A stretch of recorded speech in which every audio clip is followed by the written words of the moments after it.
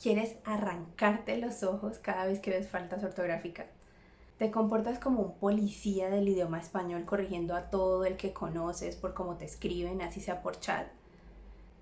¿Caes en depresión cada vez que la RAE aprueba un nuevo término que tú consideras una aberración del idioma? ¿Bloqueas gente solo por su mala ortografía? ¿Te sientes superior porque tienes mejor dicción y mejor ortografía que muchos otros? En verdad eso se pueden considerar pecados capitales del idioma y deberían ser tan susceptibles de juicio, o estamos exagerando su importancia. ¿Es que el español se está dañando porque la gente habla cada vez peor? A lo mejor eres un purista del lenguaje y no lo sabes. Pero a lo mejor te estás desgastando en vano y en este video te voy a contar por qué.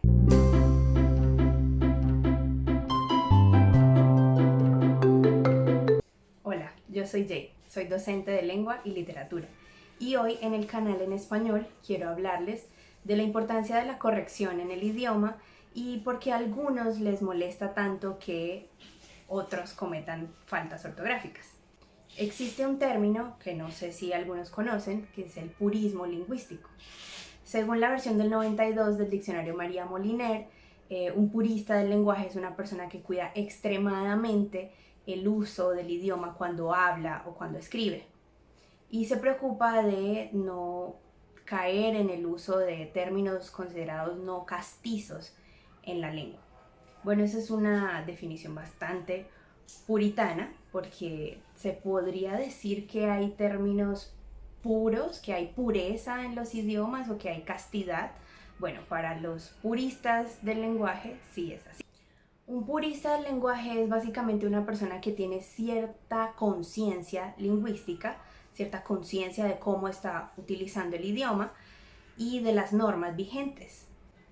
Algunos hemos visto a esas personas indignadas en redes sociales porque la RAE aprueba nuevos términos con los que ellos no están de acuerdo, como imprimido, primeramente, segundamente, whatsappear, arremangar, y temen el terrible día en que la RAE apruebe el término aiga, que de hecho sí existe en el diccionario de la RAE, pero tiene otro significado. Si tú mismo te consideras un purista del lenguaje, bueno, hay ciertas cosas que estás ignorando acerca de cómo funcionan los idiomas y que deberías tener en cuenta.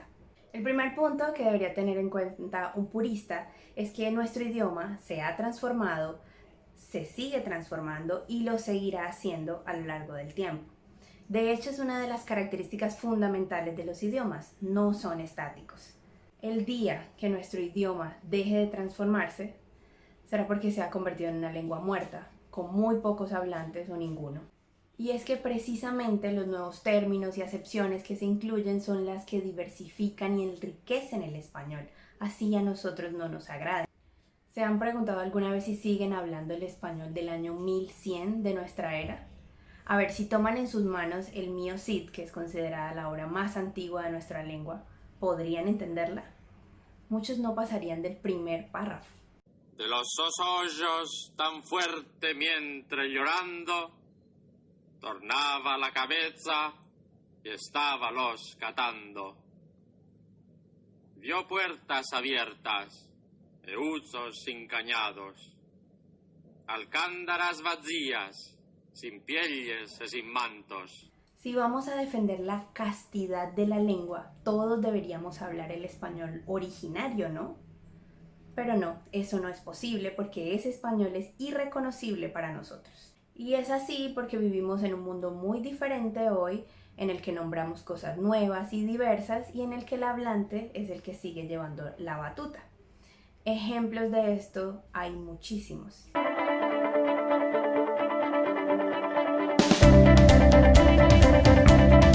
Y como ven, con esas transformaciones no solo evoluciona la lengua, la gramática también lo hace, debido a que las reglas no se sostienen igual a lo largo del tiempo.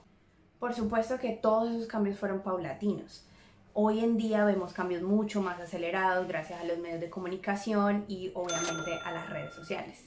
Todos esos cambios obedecen a distintos factores, generalmente vocálicos o fonéticos. Este argumento de la transformación del lenguaje es el primero que aborda el lingüista inglés David Shariat Madari en su libro publicado el año pasado, Don't Believe a Word, No creas una palabra. En este libro, el lingüista se encarga de tumbar una cantidad de mitos que han surgido alrededor de los idiomas. Uno de ellos es que se están deteriorando, que la gente está dañando los idiomas porque no siguen las reglas. Por supuesto, Shariat Madari se enfoca en el inglés, en lo que sucede con el idioma inglés.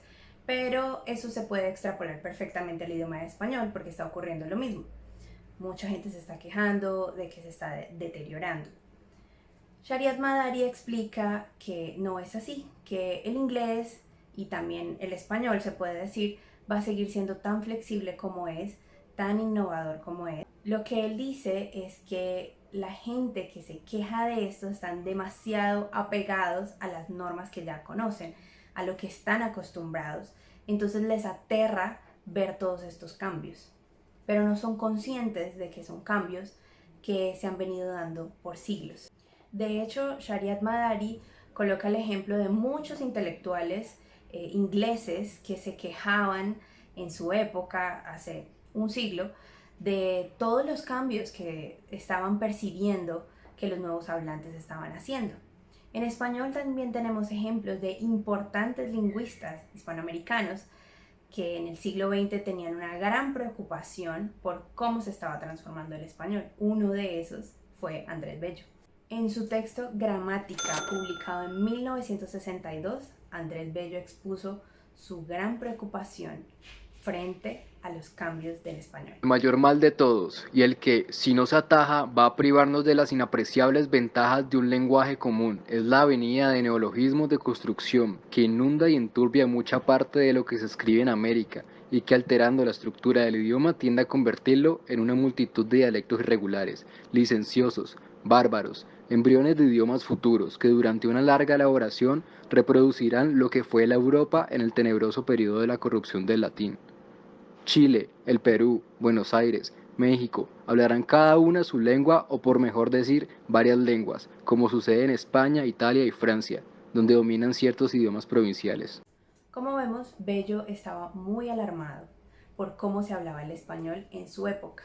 Pero tengamos en cuenta que esa era la época de nuestros padres o tal vez de nuestros abuelos y ya había preocupación por esas transformaciones, por el uso de la lengua. O sea, por cómo los jóvenes de esa época, que podrían ser nuestros padres o nuestros abuelos, estaban usando el idioma. ¿Sí se dan cuenta? Shariat Madari lo que hace entonces en su libro es remontarse a la historia, tomar la historia como ejemplo para mostrar que siempre ha habido transformación en los idiomas y que el papel de los lingüistas simplemente es observar y registrar cómo se van haciendo esos cambios.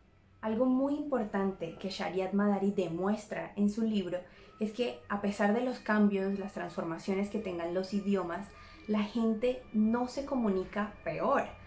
Al contrario, la gente busca nuevas palabras, crea nuevos términos para comunicarse mejor, para transmitir mejor lo que quiere decir. Es decir, las personas siempre vamos a encontrar palabras para transmitir lo que necesitamos decir. En ese sentido, los idiomas siguen un principio budista. El cambio es lo permanente.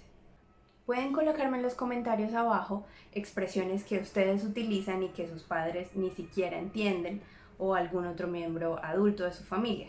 Una vez entendemos que los idiomas siempre se van a transformar, podemos preguntarnos qué papel entonces juega la academia en todo esto.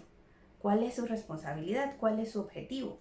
Porque si el idioma cambia a conveniencia o bajo las necesidades de los hablantes, entonces ¿cómo nos vamos a entender o cómo va a ser la academia para que nos entendamos? Eso me lleva al segundo punto.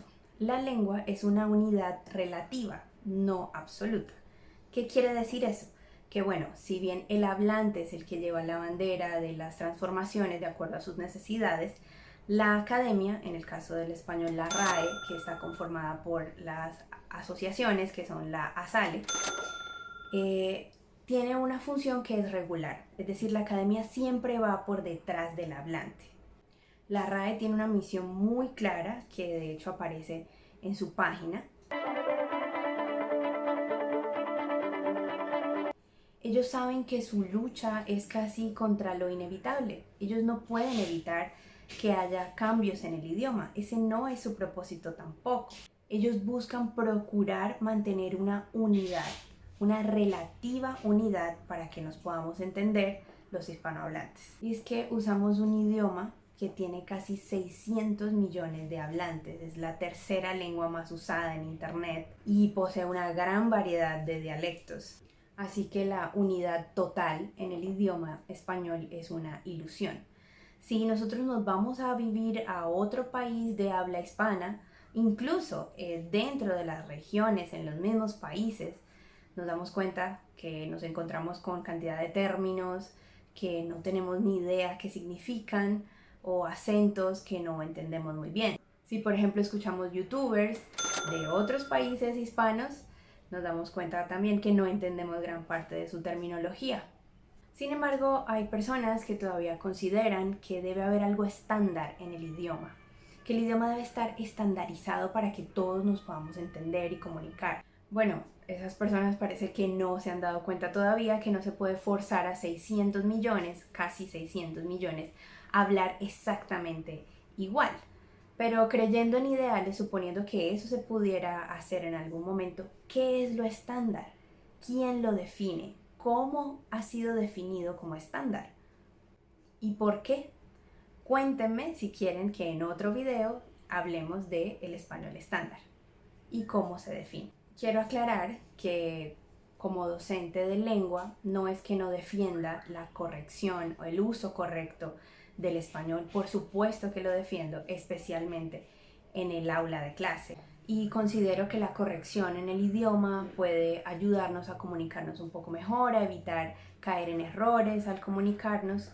Es importante, dependiendo de la situación comunicativa, dependiendo de con quién estemos hablando, quién sea nuestro interlocutor, pero no es tan importante como algunas personas creen, que llegan a pensar que la inteligencia de la gente depende de ello, depende de que conozcan a ciencia cierta las normas ortográficas. Allí no se están convirtiendo en puristas del lenguaje, allí se están convirtiendo en esnobistas del lenguaje, que es un término que de hecho se utiliza en el inglés. Obviamente que si hay un discurso hablado o escrito que es formal, se espera que use las normas ortográficas, se espera que se hable con propiedad. Sin embargo, podemos preguntarnos hasta qué punto es realista que en todas las situaciones comunicativas todas las personas utilicen un registro sumamente culto. También podemos preguntarnos si eso nos saca de quicio porque en verdad vemos afectada la comunicación o es solo por la parte estética. Mis recomendaciones son que primero no caigamos en la falsa idea de que hay una única forma de hablar el castellano porque esa es la lógica o es la apropiada. La norma es simplemente un referente. Los hablantes utilizan la lengua como necesiten hacerlo. Muchos atropellan la norma por desconocimiento, no a propósito. Y de hecho, las normas surgen de todas esas variaciones que los hablantes hacen al idioma. Para las familias que se preocupan por cómo sus hijos hablan, porque consideran que están atropellando el español, recuerden que ustedes no hablaban igual a sus padres ni a sus abuelos. Y pueden pensar que muchas veces sus hijos son conscientes de la norma, son conscientes de cuál es el uso correcto, pero han decidido hacerse a un lado y utilizar el lenguaje de manera distinta. Aunque no nos guste, esa es la elección que ellos han hecho y lo que podemos hacer es motivarlos a que sean conscientes de que hay distintos registros y que ellos pueden usarlos todos. Algunas personas, por ser puristas del lenguaje, pueden caer en la ultracorrección. Eso quiere decir que son hablantes que consideran incorrectas cosas que en realidad no lo son. Es decir, corrigen cosas que están bien. Y así, pues son ellos los que terminan atropellando la lengua. Por ejemplo, cuando dicen rocear en vez de rociar y otras cosas.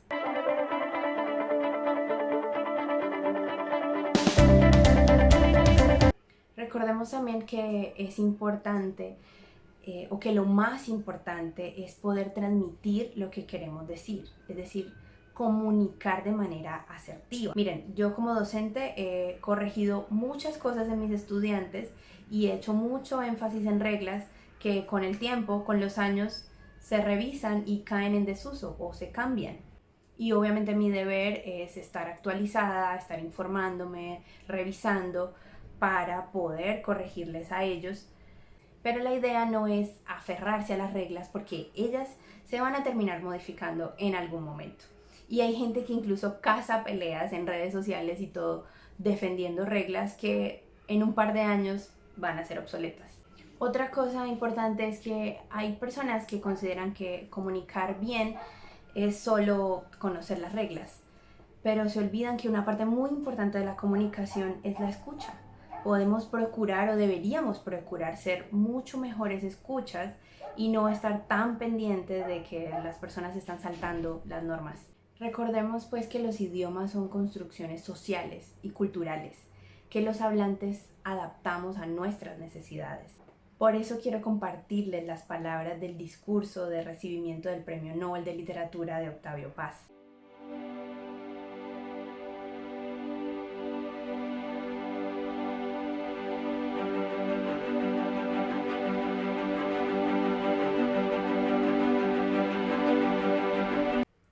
Si les gustó este video, denle like, coméntenme si les gusta este tipo de videos para seguirlos haciendo y por favor síganme en el canal, suscríbanse y denle a la campanita.